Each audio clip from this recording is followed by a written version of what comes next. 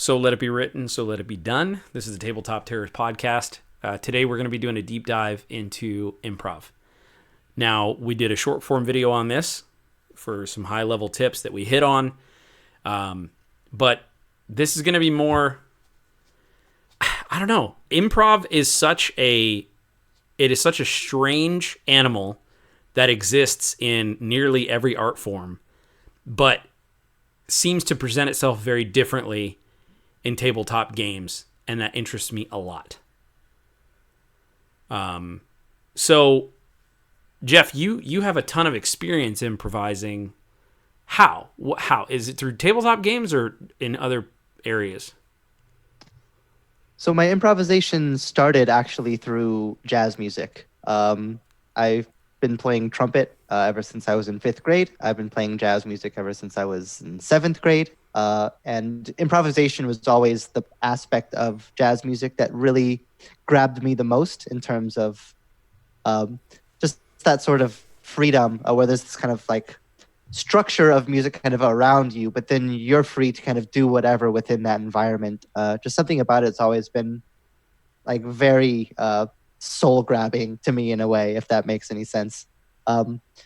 So yeah, ever since then, improvisation through music has been something that I've always been super interested in. I've done a lot of jazz combos. I've done a lot of like experimental improvisation groups and stuff like that.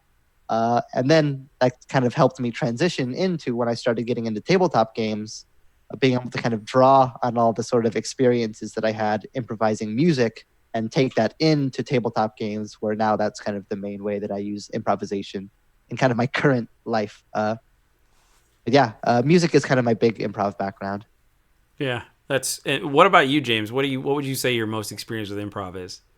Is it D&D or? Well, so it's funny because I never really considered until Jeff said it that you're always improvising all the time. Like I never looked at it through that lens. Yeah. Because in my normal life, I improvise because that's what we're talking about. But specifically, I do a lot of things that I directly can apply to improv in that sense so most of my experience comes from living because I talk to people and various things.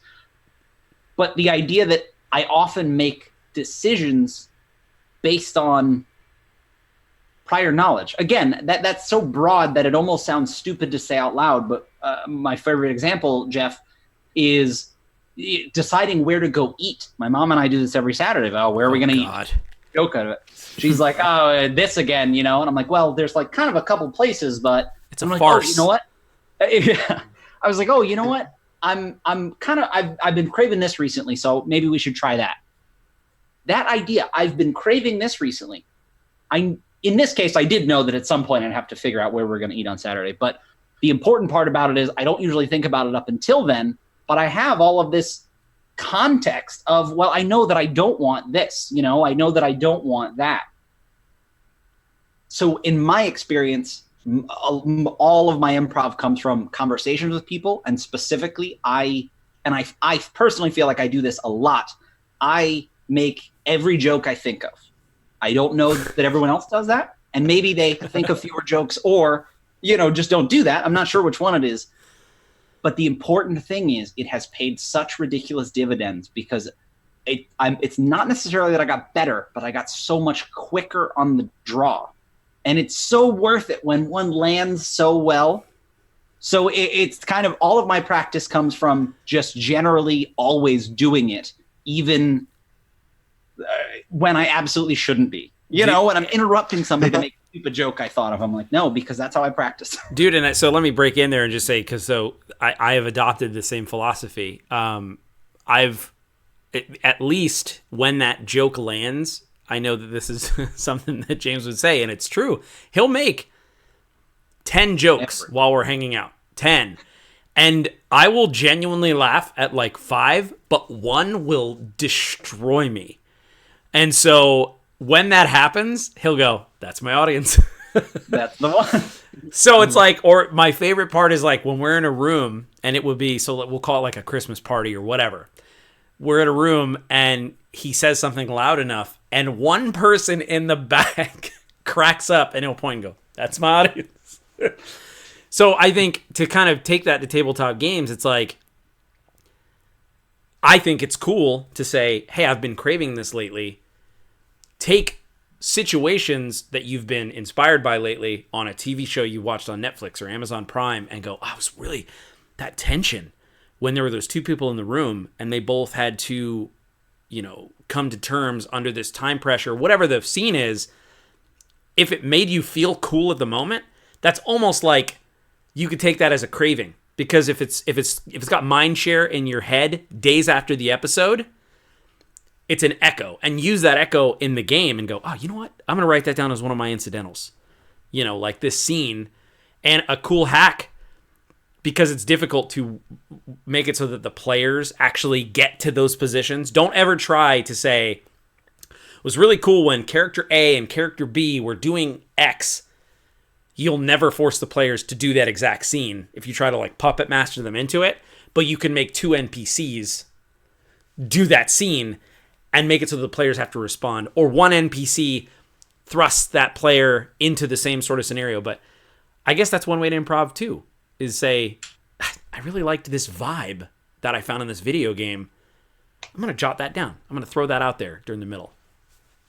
Yeah, in fact, it's not only one way to improv. I would argue that that's the way to improv, almost exclusively. Which is, I think people kind of, it's easy to see. It's people don't realize how difficult it is to reverse engineer that scenario where they experience the thing in the tabletop game and then go oh, well, you just took that from that TV show. Yeah. I've never had that happen to me a single time, where it's just this encounter is just this battle in a video game. I just took that, reflavored it in the world that I'm running it in, and put that in my game. Yep.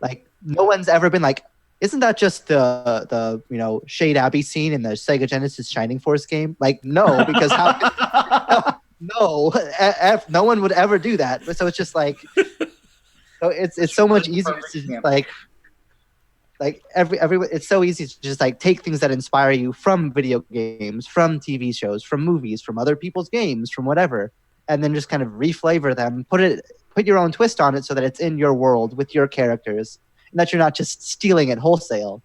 But inspiration is the entire lifeblood of improvisation, and that's across all forms of improvisation.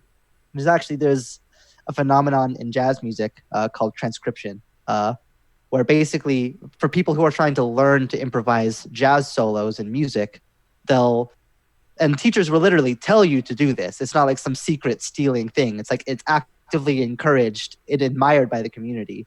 You take a person who you love their music, that you love the way that they solo, and you just learn one of their solos. You learn all the notes, you learn the chords that they're playing it over, and you just learn to play it alongside them.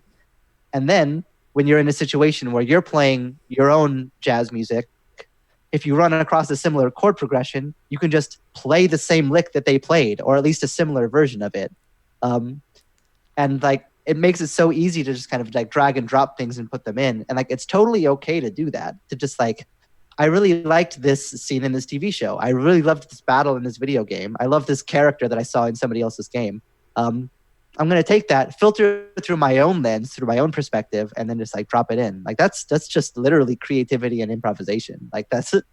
And I think people don't give that enough credit in terms of how it impacts improv in tabletop games and in everything. Yeah, sort of at the risk of blowing your mind a little bit, or saying something that's almost a little too lofty, maybe. Whoever you copied did the same thing, because they took their knowledge and context and video game or show or book or story or whatever, and they did that.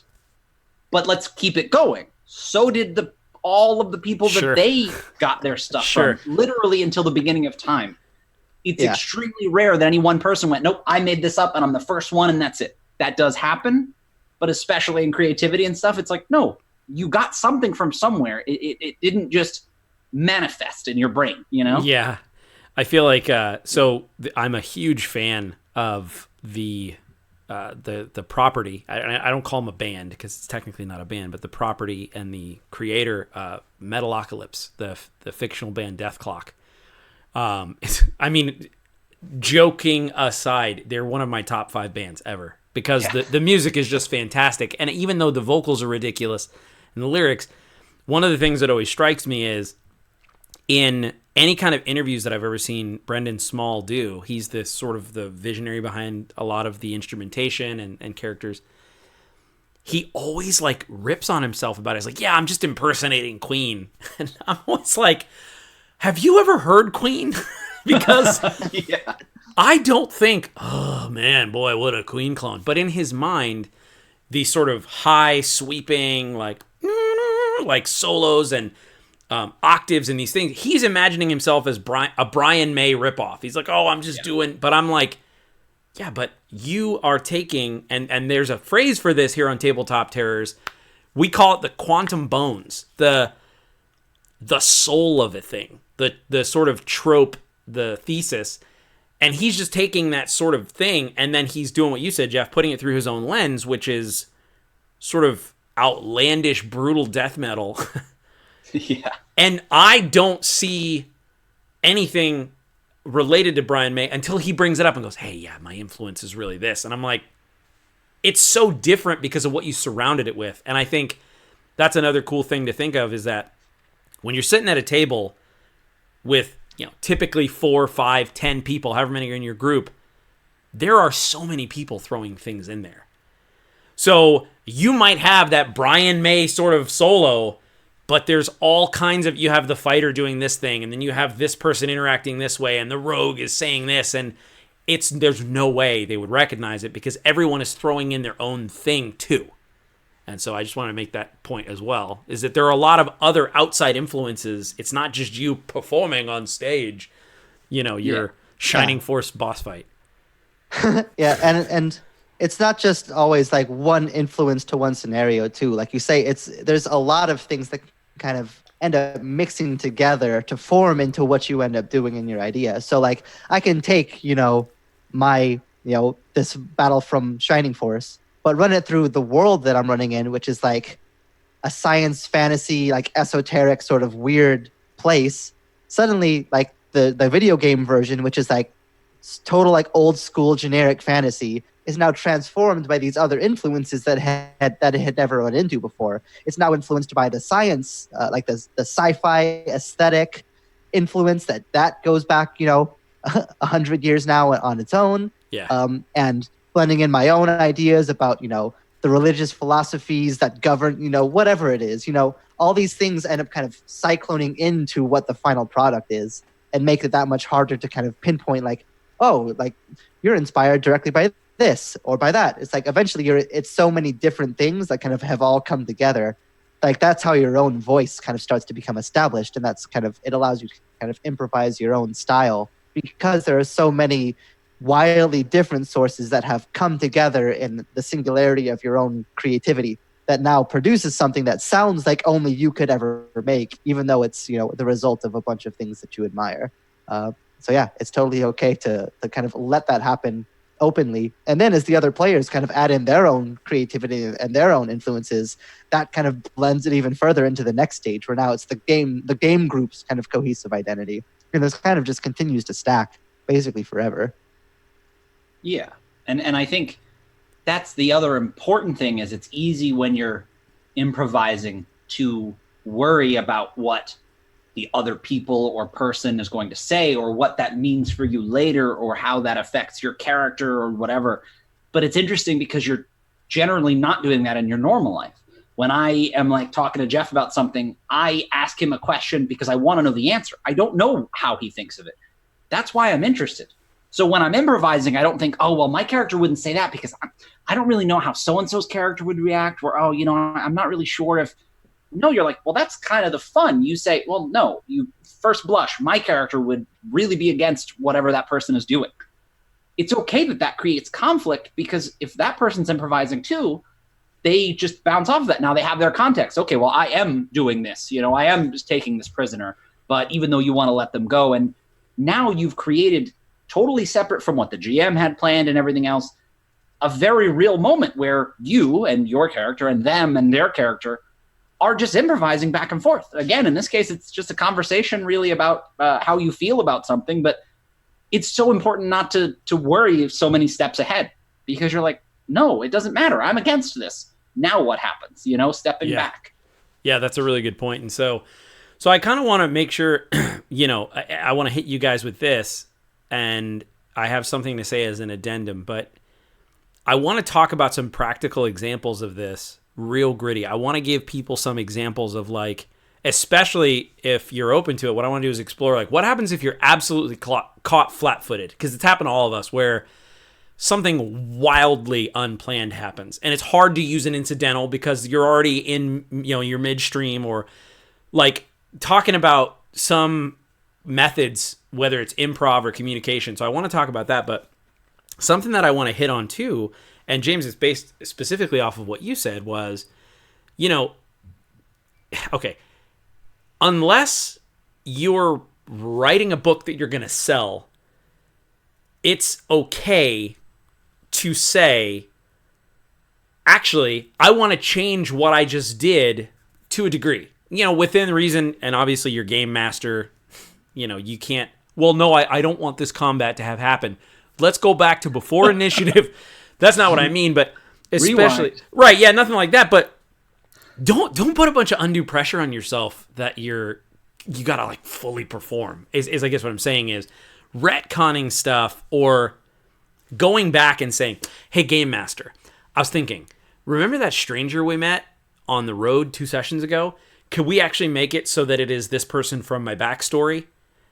In many cases, it's totally fine to go, oh yeah, that'd actually be really cool.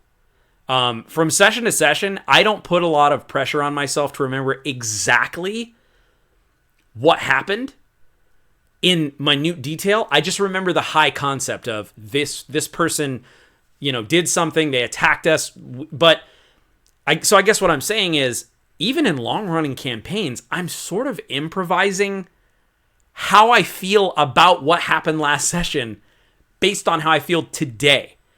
And so that's okay too, where it's like, there are going to be nights where your game group is going to show up and they're going to be giggly.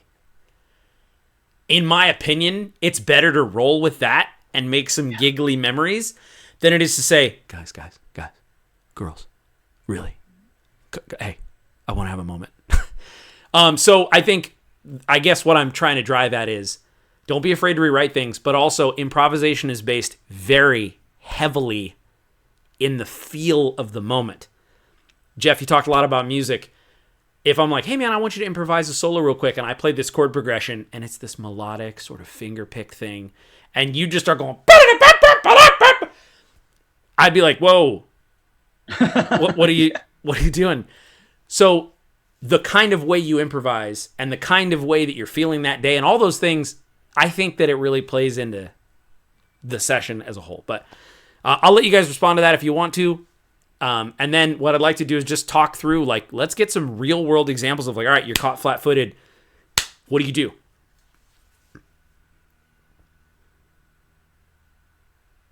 I think you make a good point as far as the. I was muted there for a second. Sorry.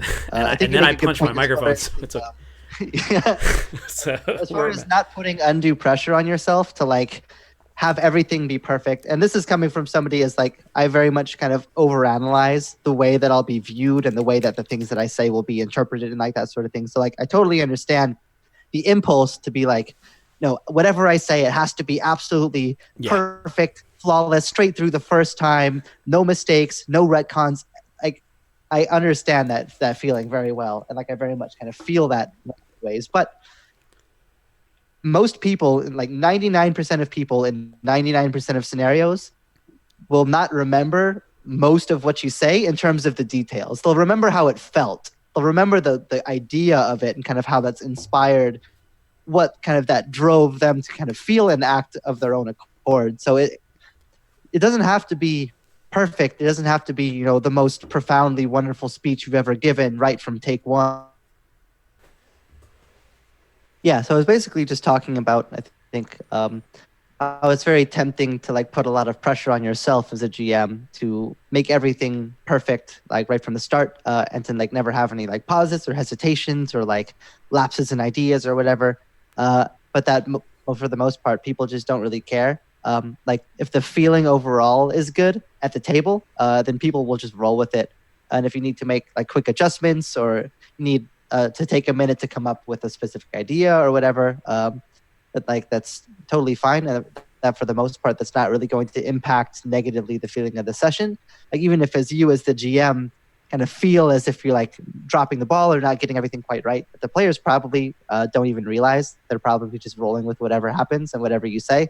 And that the sort of enjoyment of it will still all be there no matter what. So yeah, you're exactly right with not putting too much pressure on yourself to like have it be perfect and exact and like right off the bat and immediate or whatever. That those just aren't pressures that we really need to have, especially, when we're just playing games with friends and stuff like that.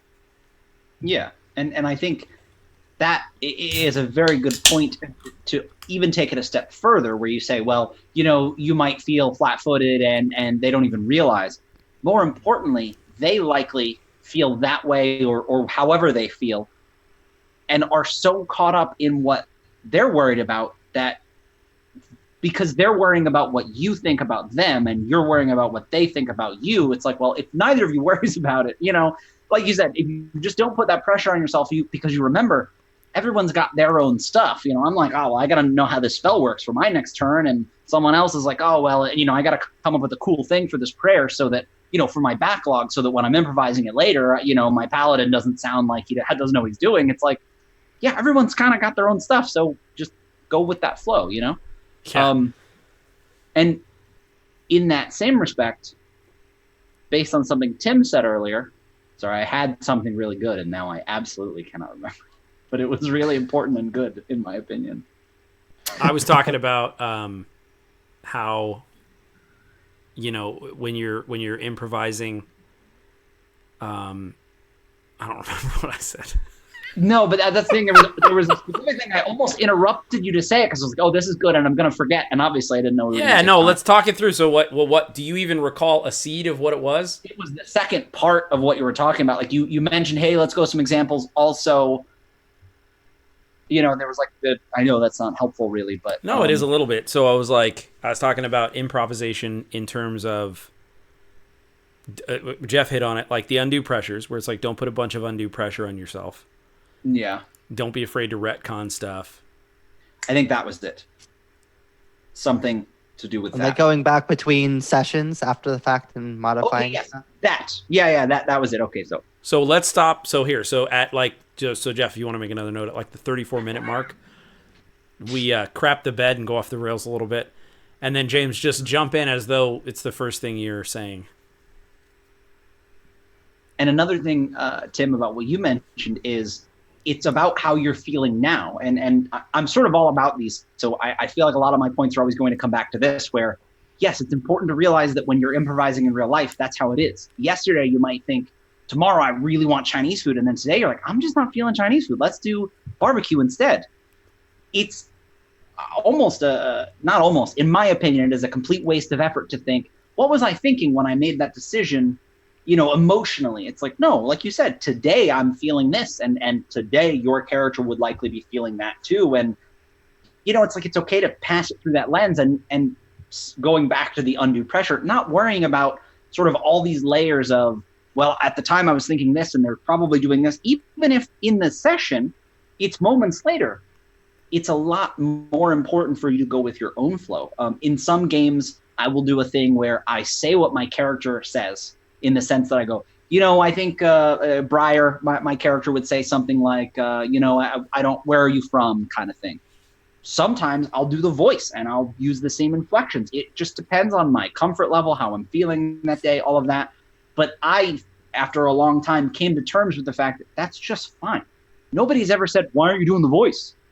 I just, hey, this is kind of what I would say. And then the other players, they might do it, and I kind of feel it a little bit more, and I'll get into it, and I'll jump out of it because I'm like, I don't know how you would say this thing, but I want to get that point across. So, yeah, it's just that going with the flow, literally, and that's how you improvise, not worrying about everything else. And I think that you bring up a really good point there, and it's something that Tim kind of touched on earlier as well. Of like matching the tone at the table now is way more important than matching the tone of you last time, and like that'll matter so much more in terms of how the feeling of the session gets across, because that's mostly what people remember and care about in these games is the feeling of it all. And the more that you can kind of grab at the vibe of whatever's happening now, that can kind of help tap you into making what you have right now in this moment the best that it can be. So rather than trying to make it something else from a different time, a different emotional state, a different group environment, because just like Tim said, sometimes people are super giggly, and sometimes that's when you go a little more punchy and you do whatever. And then sometimes people are a little bit more somber and want to get that serious deep dive moment. And grabbing what everybody's kind of in the mood for at the moment is going to make sure that that session is great, and that's going to be more important than trying to make it something that it's not going to be right now based off before. If Tim plays a super melodic finger picking thing and then I come in with this super angular, crazy experimental riff, like if we're in a goofy mood, maybe that is what I do. And it's just like, you thought I was going to play something super smooth and fun, and I just went off the rails and whatever. It's just like, if that's the way that people are feeling at the table that day, then just kind of run with it, I'd say, for the most part. Unless the story is like so dear and important that it's like important to you as a person to get the right artistic tone across. But at that point, I think we're veering off from improv into a very different conversation. Sure. And so the way that I would kind of that I would describe what you guys both just said, because I think it's important, is I would say the most important continuity is fun. Yeah. So just understanding, so what your fun might be and your gaming group, it might be expected and understood that you are going to match the tone and play your character. And it might be a very immersive roleplay heavy game where what's fun to all of you is forgetting yourself completely and making sure you strike the tone from last session and that you go over your notes. If that's fun for you, then that's fun. For others, it could be, I mean, we've all been there. You don't remember the exact voice you used. Or you do a different, right? Like, I know, right, James? I know you've done that. I know, like, one of my characters, yeah. I do that with NPCs all the time, or that, that NPC turns into Danny DeVito from the Disney movie Hercules because my daughter was watching it hours before. It's like, it's what is fun to you is the continuity. So, Jeff, I think that something that it really hit me is that you remember the feel of a thing. And so, what's funny is that someone actually used that, but totally unrelated to RPGs. They said, hey, in terms of relating with your children, because I have a 5-year-old daughter, and they said, she's not going to remember all the little details of everything you say to her, but she will remember how you made her feel. And that stuck with me. And so it makes sense that it's the same thing with the game. Characters are going to remember the way they feel. And people. So anyway, that was really cool. So what I'd like to do is take like the second part, however long it is, and just go, all right, I think we talked about a lot of really cool theory. I want to get a little gritty with it. This is a deep dive. I want to say, okay, you're caught flat-footed. You need to do something. What are some specific examples that we can do and say, I didn't expect the players to do that. I didn't know. And I don't know. I'm open to whatever method that takes, the way we discuss it. NPCs seem to be a pretty big one. If you want to go down that road of like, hey, I want to talk to that guy. I'm also open to like this, I think, ironically, is unplanned. So how do you guys want to approach this? If you're caught flat-footed, because I know you might need specifics of a situation, but how do you want to handle this? Because I want to give some practical like advice that someone can go, oh, cool, wow, I listened to that, and wow, I'm going to use it tonight. Yeah. I think... Yeah, go ahead. Yeah. Okay, I'll go. I think I'm just kidding. Okay, no, but you go. Okay, no, Okay. no, me? No, but... No, go ahead. Oh, no. Were you good? No, what I was going to say is I think, and this goes for improv across all mediums of creativity and across all things, the more that you can prepare the general like feeling and structure of what you're going into, the more that the details come very easily. So what I mean by that is, so if I ask you, Tim, to just make up a person right now, any person. Like that might be very difficult to do. Of just like, wait, what? Right. But what kind of person? Now or fantasy or there's just like.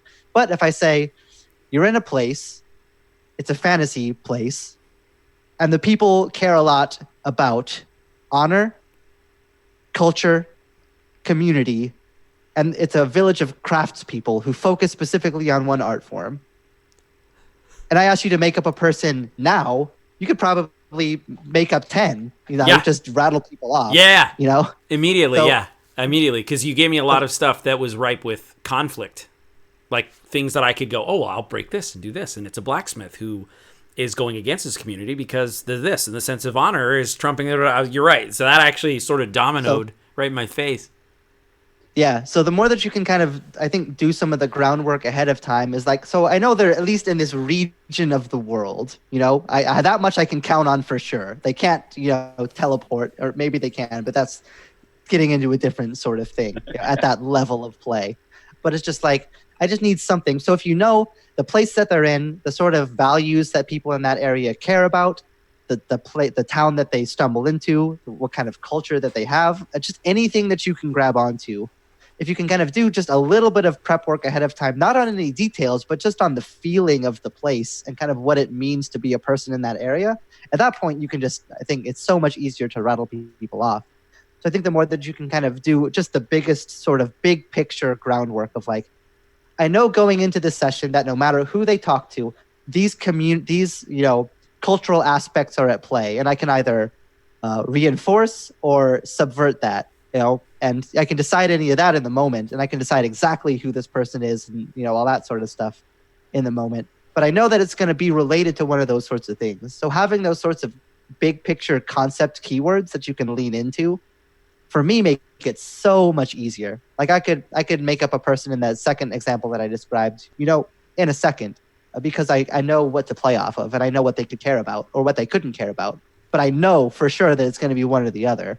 Where I think, so the more that you can give yourself a diving board to stand on, then wherever the players go, that you'll at least know what that person will generally be like, and you can worry then about figuring out all the specific details.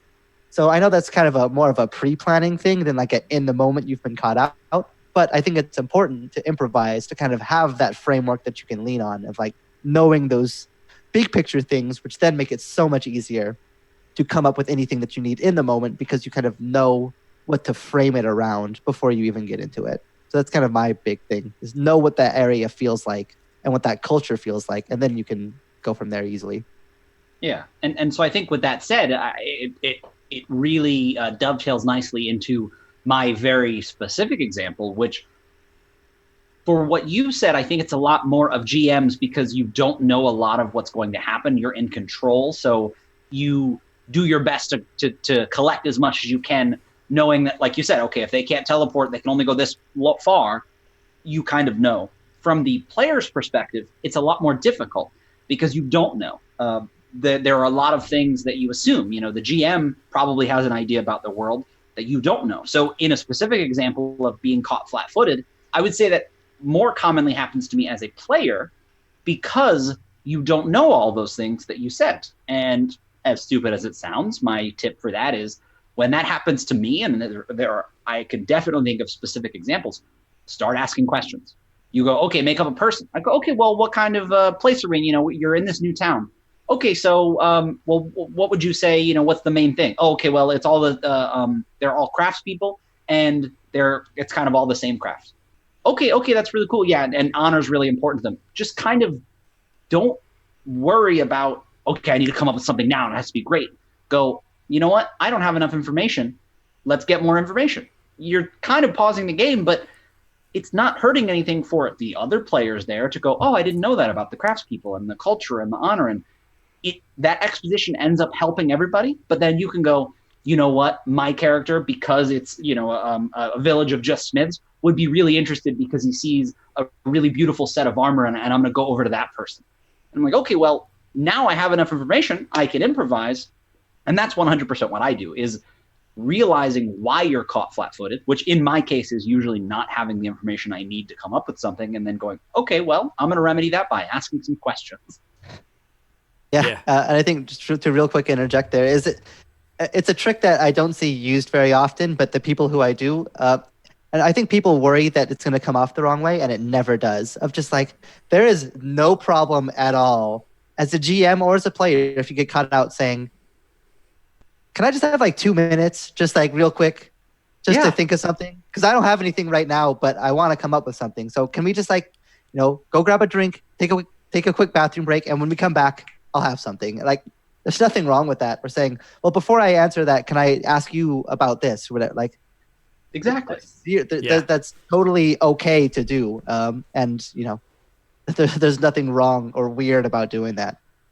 No, yeah, and I think so. It's funny because as a GM, I like that both of you are mentioning player stuff because it seems to be the game master tends to have to improvise more because just by ratio of interaction, you have to adjudicate for multiple people, and they're going to be asking you, "What do I see? How does this work?" But even James, I really love what you brought up about being a player, where it's like a game master loves it when you ask questions. They love it. And so, and you mentioned how it absolutely benefits everyone at the table because especially in the kinds of sessions that I play, the people around me take that shared information and they use it as, Jeff, what you call like a diving board. So if I have this interaction and I'm explaining, to Jeff, I go, "Hey, describe a person." And the interaction that James described, you ask me 3 questions and I tell you about their honor and the smithing and all these different things. I see almost every time with just enough information, people are logical and they want to ask what if in most cases. And so they want to go to the next place with it. And then they'd say, "Well, if this, then this." And now they're asking informed questions that direct.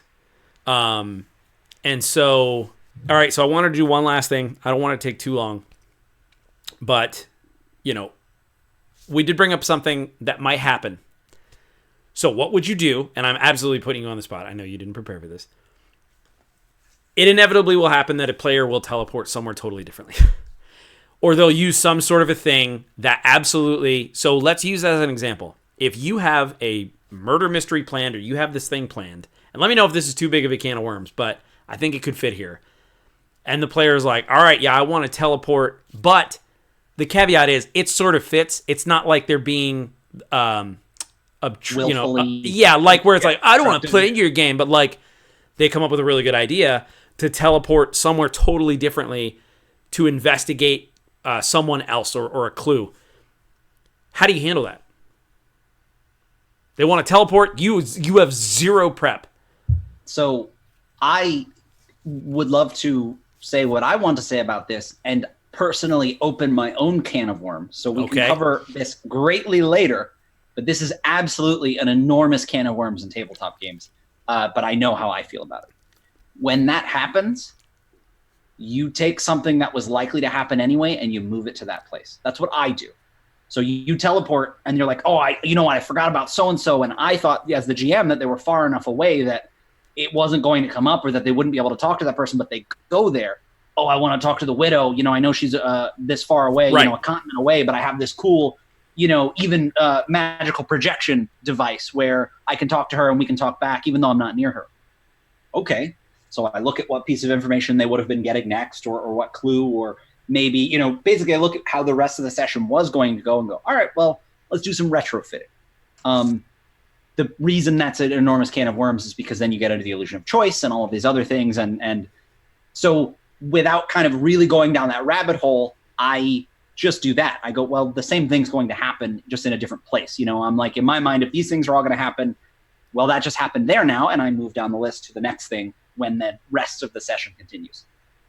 So I cheat. It was really what it comes down to. I don't think it's cheating personally, but what about you, Jeff? They want to teleport to talk to the widow who's a continent away or whatever, and it all tracks and it makes sense, and that's it. What do we do? All right, hey, yeah, let me, and they read the description of the teleport spell, and they're like, yep, so I want to do that right now.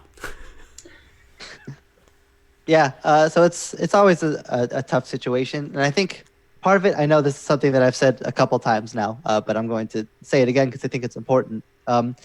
the best thing for improvisation is always the prep that you did beforehand. And I mean like big, not prep for the game, but kind of just bigger picture prep of like understanding what the players can do probably, based off of their classes and based off of what they tell you. Just like as much as you can dial in what they have at their disposal. So it's like, okay, we're playing at, 11th level. This isn't level 3. This is level 11. So they're going to have level 6 spells. We have a wizard in the party and we have a cleric in the party.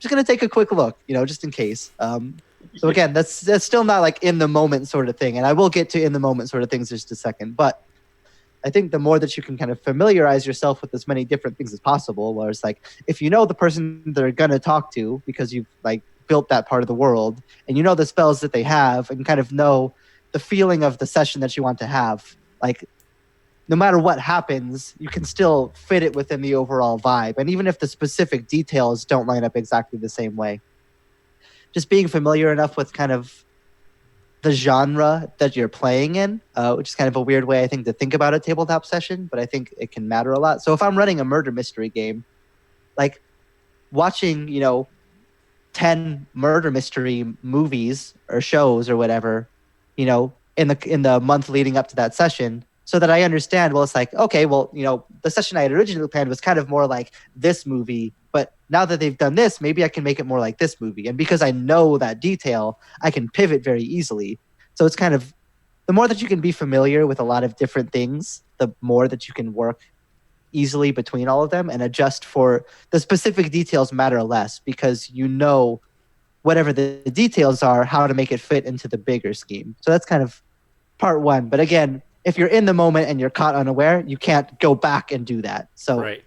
that doesn't help you in the moment. That's just kind of things to keep in mind before you can get to that moment. But if you are in that moment, again, first off, I said it earlier in this, but there's nothing wrong with saying, hey guys, so that's totally caught me off guard. I totally forgot that you had teleportation circle or whatever the spell is. And I didn't plan for that. Can we take a 5-minute break so I can gather my thoughts, come up with a game plan, and make sure that I can run the session from there? Just to do that is totally fine. Like it's I think an underused tactic, just to like literally ask for time to think, and that there's nothing wrong with doing that. And then other than that, I think just it's tough because I'm very much like an improv heavy GM anyways. Like I just plan feelings, scenes, so rather than like I don't plan on details. So that sort of thing doesn't necessarily throw me off as much. It's just like, oh, okay, yeah, you can do that, sure. Like, so it's not necessarily an issue that I personally like struggle with as much, but just trying to roll with the punches. And again, remember that people aren't going to. They're not going to remember the minute that you kind of like, oh, what's this person going to do? What are they going to say? They're going to remember, when they get to the end and they figure out who the killer was. So it's just like, don't stress about little hitches and hiccups in the session because nobody's going to really care about that.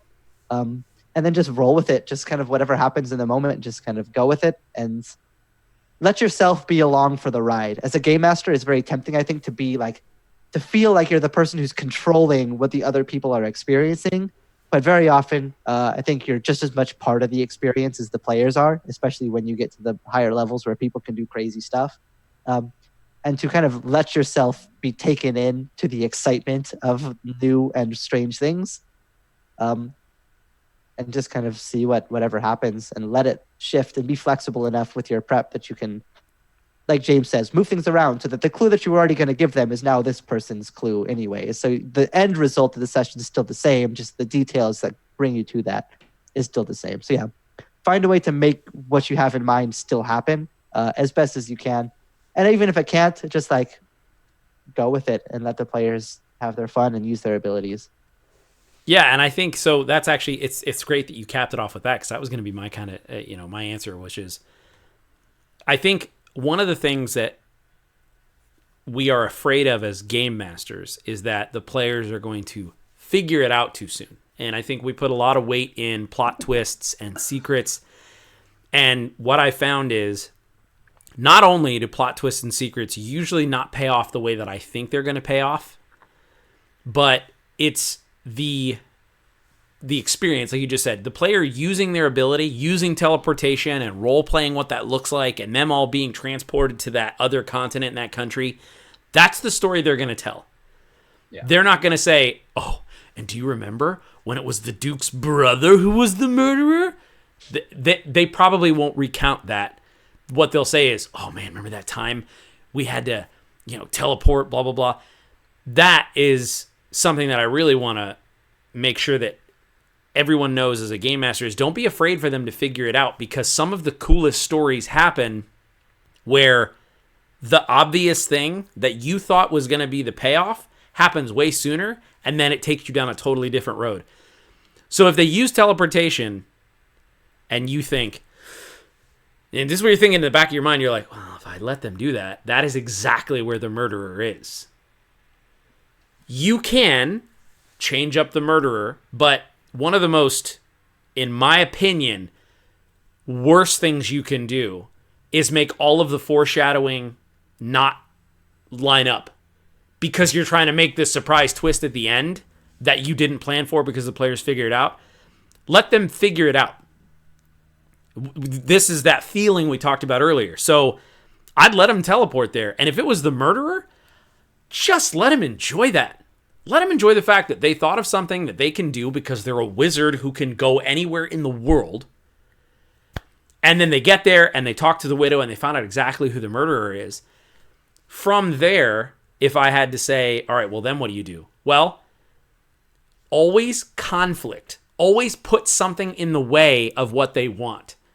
But make sure you let them do the cool thing. So I'd let them teleport there. I would have a conversation, and I would use what we talked about before, where it's like, well, I don't have the widow planned. I would take 2-3 minutes, and I would think about some shows that I like, and I go, all right, what's like a cool character? Okay, I'm going to do my best. Cersei from Game of Thrones is the widow. Okay, so I got that planned. All right, they know. All right, cool. All right, guys, let's go. Let's hop back in. And then, I put on my best Cersei smolder, and I try to kind of channel that, and I give them all the information. And then I'm going to have guards storm the room. So now they know who the murderer is, but they're across the world. And that is a totally new story. I've been in games before where they never made it back to the continent and a whole new adventure happened. And that is a whole other thing now that you write in your notebook. Now there's a whole unsolved murder. They just disappeared. And so now when I need something else and they surprise me, I go to my little notes and I'm like, oh, hey, remember that guy they were helping find out who his brother's murderer was? He's ticked off. So when they run into somebody a year later, it's that guy, and he's like, hi. And you're like, what? Then that scene can play out. So anyway, my point is, let the players do the cool things, and don't be afraid about them figuring it out, because the fun is them using teleport and learning who the killer is, not you going, Scooby-Doo, we pulled the mask off. That's not fun for them. That's fun for you. Exactly. Yeah. So to sort of sum that up, and I think you did a really good job there at the end, that's the idea, is just remembering where that fun is. And if they have the ability, whether you realize it or not, to immediately catch the murderer, that's not where the game or the story ends by any means. But they had a great time doing it, because that's the point. You were setting them up to figure it out and solve it, and they did. It doesn't matter how, so yeah. Yeah, I think you bring up it's so tempting as a GM to think that like every solution has to be an event that they overcome, and that there's always difficulty and that there's always setbacks or whatever. But as a player, for me at least, and of course, every group and every individual is going to be different for this sort of thing. But for me as a player, there's almost nothing more satisfying than like coming up with a solution so perfect that the GM can't fight back against it. I'm just like, I picked this ability knowing that this moment would come, and then I get to finally use that spell, and it gets this awesome moment that just bypasses the encounter completely. No fight, no mystery, no secret. Of just like, this is what I built my character for, and I got to do it. Like, that moment as a player is so gratifying. And when you as a party can kind of do that and just like, no, here's our plan. It's locked in. It's perfect. And the GM has no way to really be like, well, actually, no, because it's just like, no, you got me. you got me. You won. Like you figured it out. Yeah. Because you had this thing. And I think when you're improvising, always leaning towards allowing the party to use the things, because any ability that they've taken, any class that they've picked, any spell that they've picked, they've taken their own resources and their own investment into those things so that they could use them to do cool things. So whenever you're improvising story situations like that, the more you can allow the players to do the cool things that they want to do, even if it bypasses your plan, that's way better than shutting them down or punishing them for using the abilities that they went out of their way to take and for disrupting the plans that they spent time and investment and care crafting for their own and for your enjoyment. So yeah, anytime you can lean in their favor for that sort of thing, just do it, because it'll end up better for everyone. Because there's a reason why the magistrate of that region called an 11th level wizard. Yeah. Don't be like, well, no, that's a little too. It's like, yeah, that's why they called the best. We're level 11. We are paragons. We should be able to do these things quickly. The conflict comes in other places. So yeah, I totally agree with that. So any final thoughts on improv or anything about that, James? Yeah, just that specific idea again, that summing up of something to kind of remember or maybe write down is that your job as the GM is not to make the story happen the way you want it to, but to make sure that everyone has fun, including you, and that often includes allowing the players to use their powers. I mean, that's the important thing. So making that a little broader and fitting into the scope of improv, it's important to realize that as a player or as a GM, it's okay to not know where something is going, because there's usually 1 to 4 to 10 other people in that game that are going to help you lay down just a couple of pieces until eventually there's a finished puzzle. Yeah. So it's like, even as the GM, that's my favorite thing. I'm like, so I wasn't ready for this, but now this guy shows up. What do? Do you talk to him? Do you fight him? Do you even remember who this is? You know, I'm like, it's not important, but you guys are about to tell me how this scene's going to go. I'm not saying, well, he shows up and he's the guy and I'm sorry, that's it. And it's like, nope, I threw my wrench in the mix. What are you guys going to do? And that's kind of, it's almost, to some degree for me, a lot of the fun in role-playing games is in the improv, not so much in the prep as a player or a GM. Yeah, for me, for improv, I think the biggest takeaway for the way that I look at things is to never underestimate the value of preparing to improv, doing some of the research and some of the legwork ahead of time to kind of give yourself a framework to sit on. So I could improvise a session of Dragon Grin, like that, because I know Dragon Grin like the back of my hand now. And I could improv a jazz solo like that because I know jazz music like the back of my hand. I could not improvise a heavy metal song because I don't know heavy metal well enough to improv in heavy metal. So know the things that you're going to be doing in the game, the sort of feelings and the genres that you want to work with, and really get a feel for those, because it'll be so much easier to draw in the moment and go off of things that you're familiar with than things that you can't. So the more that you can know different mediums and different genres and different influences, use those to build a platform to stand on ahead of time. And then in the moment, it'll be super easy to pull whatever you need and just get right to it. So this has been the Tabletop Terrors podcast. We did a deep dive on improvisation. If you like this sort of stuff, look out for more of these long-form deep dives and podcasts. If you did happen to miss the last video, we did a much shorter, high-level version of some of the top tips. And so be sure to check that out as well. If you dig this, we're Tabletop Terrors. We're about fun, creativity, and tabletop RPGs. If you like any of those things, subscribe, throw a like on this video. In terms of comments, we'd love to hear anything that struck you. Was there anything we missed? Was there anything that you feel like you need more help with and things of that nature? We'd love to hear from you. So in the meantime, I guess let's do a Tabtarian toast. May you mend the first break. May you kill the first snake. May you conquer everything that you undertake. Sláinte. Sláinte.